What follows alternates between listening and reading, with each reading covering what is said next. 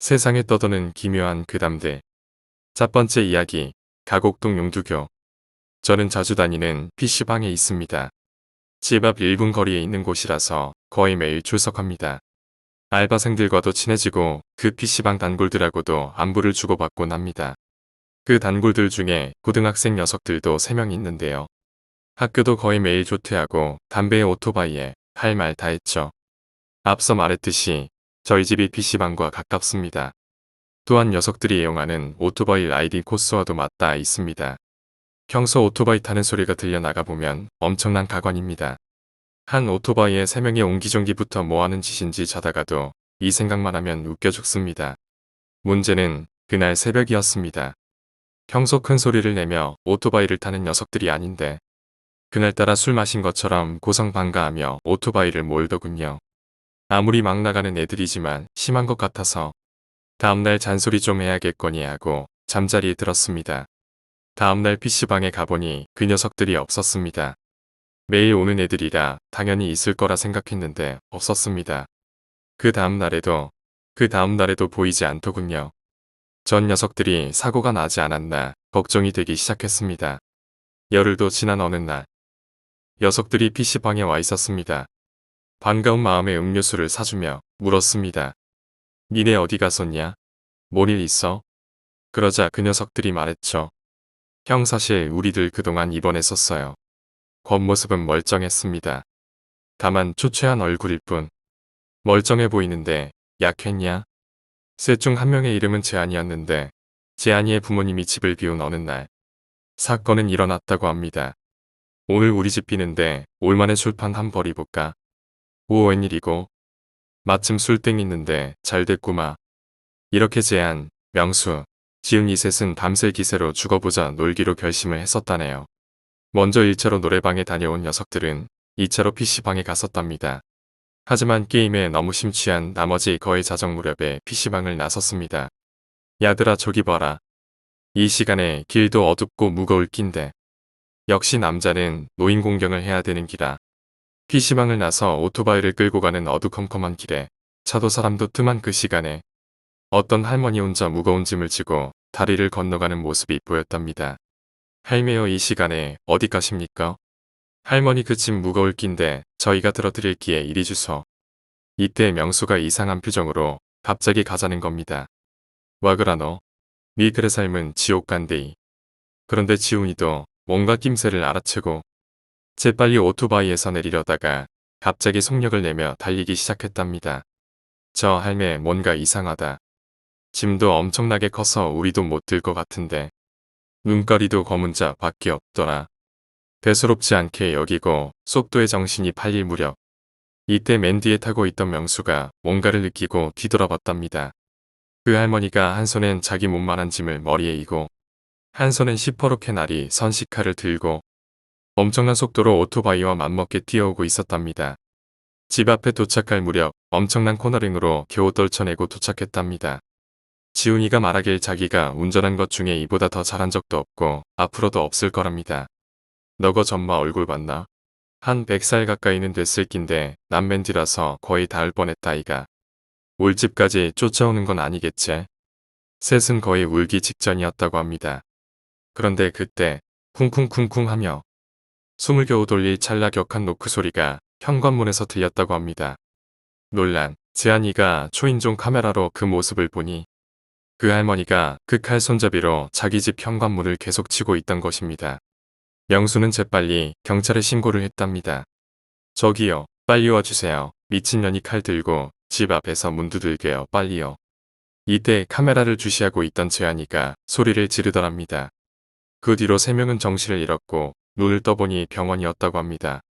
뭐 때문에 소리 질렀냐고 묻자 할매가 담을 폴짝 뛰넘어서 오더라고요 했죠. 부모님들하고 의사, 경찰들이 서 있었답니다. 우리 어떻게 된 거예요? 경찰 아저씨가 말씀하시길. 우리가 출동 명령받고 가곡동 다리 건너가는데 어떤 할매가 요상하게 건너는 기라. 한 손에 엄청나게 큰 짐 지고 자세히 보니 한 손으로 뭘 끌고 오는 기라. 난 새벽에 어디 시장 가는가 싶어가 생각해보는데 시장 방향하고 정반대인 거지. 자세히 보니까 어거들한테 무슨 새끼 줄 꼬아가 왼쪽 손목에만 묶어서 그래 끌고 오대. 셋은 놀라서 자신들의 손목을 쳐다보니 피멍이 들어있는 걸 보고 시겁했답니다.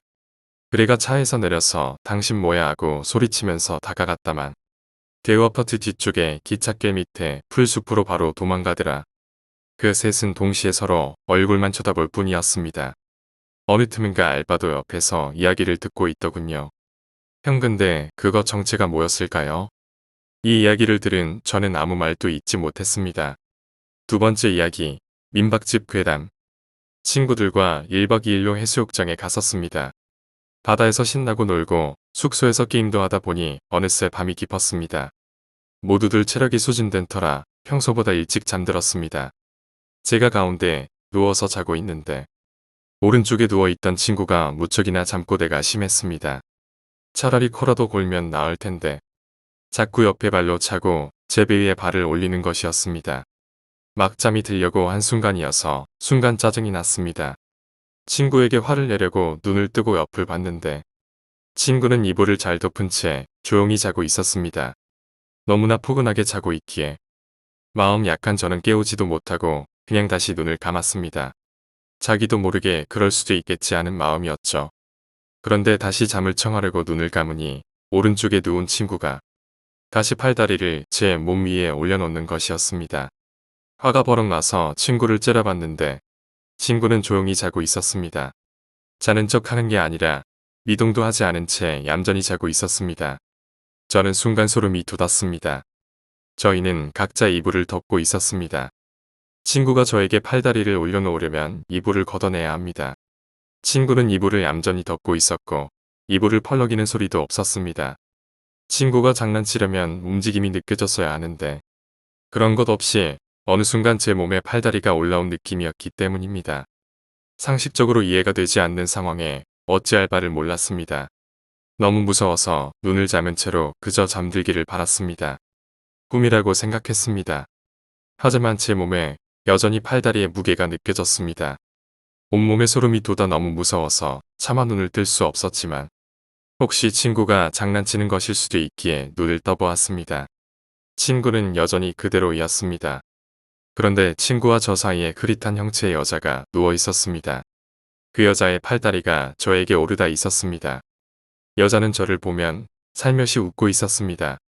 그것이 저의 그날 밤 마지막 기억입니다. 네, 그대로 기절했습니다. 눈을 떠보니 벌써 해가 중천에 뜬 점심 무렵이었습니다. 친구들은 잠을 왜 이렇게 오래 자냐고 했지만 저는 잠이 아니라 기절을 했었습니다. 눈을 뜨자마자 친구들에게 이야기했지만 거짓말이라고 믿지 않았습니다. 특히 오른쪽에 누웠던 친구는 그런 일 없었다고 하더군요. 민박집 주인 아주머니에게 이야기했지만 아주머니는 믿으려고 하지 않았습니다. 당연한 일이겠지요. 상식적으로 있을 리 없는 일이고 괜히 이상한 소문이라도 돌면 큰일이니까요. 그런데 점심을 먹다가 음식점에서 흥미로운 이야기를 들었습니다. 민박집 근처에 사고가 있었다는 것이지요. 사실인지는 모르겠지만 소문을 좋아하는 음식점 아주머니께서 저희가 하는 이야기를 듣더니 해준 이야기입니다. 민박집 근처에 신혼부부가 살고 있었다고 합니다. 남편은 다른 지방에서 일을 해서 돈을 보내주고 부인은 갓난아이와 함께 살고 있었다고 합니다. 그런데 어느 날 아침에 일어나 보니 아이가 죽어 있더랍니다. 무언가에 의한 압사. 부인이 갓난아이를 옆에 눕혀놓고 잠들잤는데 실수로 다리를 올려서 숨을 제대로 쉬지 못한 것입니다. 남편은 부인을 엄청나게 추궁했고 부인은 아이를 잃은 슬픔과 자책감에 결국 자살을 했다라는 이야기였습니다. 어디까지 사실인지는 모르겠습니다. 사실이라도 제가 겪은 일과 연관성이 있는지는 모르겠습니다. 하지만 제가 그날 밤 본 여자는 웃고 있었습니다. 그 웃음이 왠지 무섭게 생각됩니다. 오늘 이야기는 여기까지입니다. 오늘 이야기가 재미있으셨다면 구독과 좋아요, 댓글 부탁드립니다. 댓글은 저에게 큰 힘이 됩니다. 감사합니다.